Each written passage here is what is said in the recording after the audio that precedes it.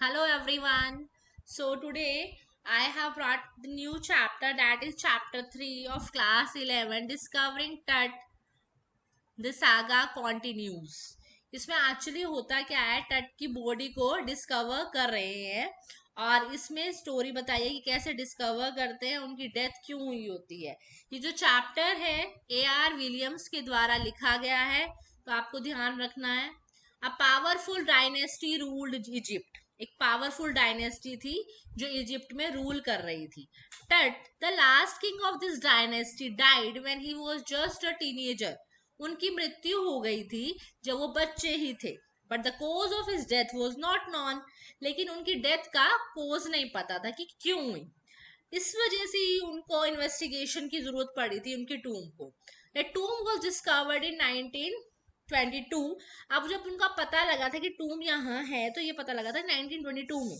और इन्वेस्टिगेशन उसके बहुत सालों बाद हुई। आप देख सकते हैं यहाँ पे 2005 लिखा हुआ है। Some people opposed the investigation and thought that it would disturb Pharaoh's peace. कुछ लोगों ने इसको अपोज किया था कि ये इन्वेस्टिगेशन नहीं की जानी चाहिए, क्योंकि जो फेरो जो रूलर थे इंग्लैंड इजिप्ट के, उनको मतलब उनके उनकी शांति में ये एक भंग होगा।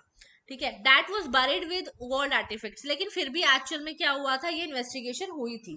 Buried, that was buried with gold artifact. जो बॉडी थी वो गोल्ड आर्टिफैक्ट से दबी हुई थी। सारी जो चीजें थी कि पहले जमाने में क्या होता था, जो भी पर्सन की डेथ होती थी तो साथ ही उसके घोड़े, उसके एनिमल्स तक, और उनके कपड़े, उनका फूड, सब कुछ, उनके गहने, सब कुछ दबा दिया जाता था।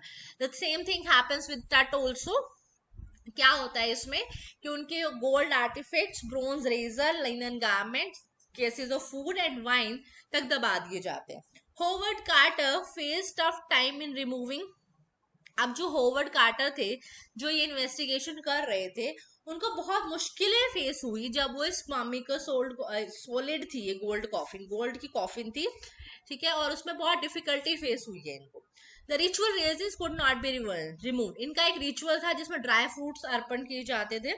तो जब ड्राई फ्रूट्स जो थे वो नहीं निकाले गए सन की हीट के बिना, मतलब वो बहुत ज्यादा ऐसे स्टिक हो गए थे, कार्टर को उसको चीजल करना पड़ा, मतलब काटना पड़ा किंग के रिमेन्स से। ठीक है, उनको बहुत डिफिकल्टी फेस हुई थी इसमें।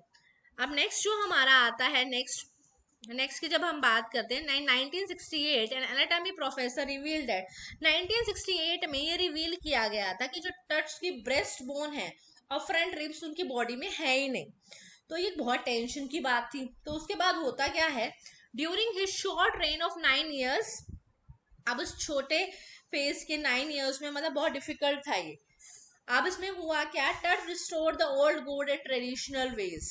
टट ने क्या किया था, रिस्टोर किया था कि भाई वो बहुत प्रे किया करते थे गॉड को। After scanning and x-raying Tut's mummy, it was placed back in his टूम।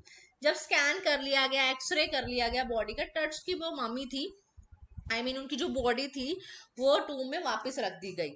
Zahi Hawass, the Secretary General of Egypt Council of Antiquities, was relieved to know that nothing wrong had happened to wrong had gone with their popular child king.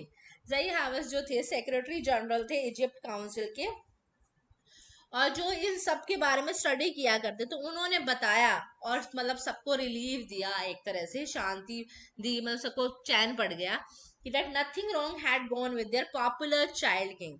कि भाई उनके बच्चे के साथ कुछ भी नहीं हुआ था, उसकी पूरी बॉडी एब्सोल्यूट ठीक थी। So that was the chapter overview.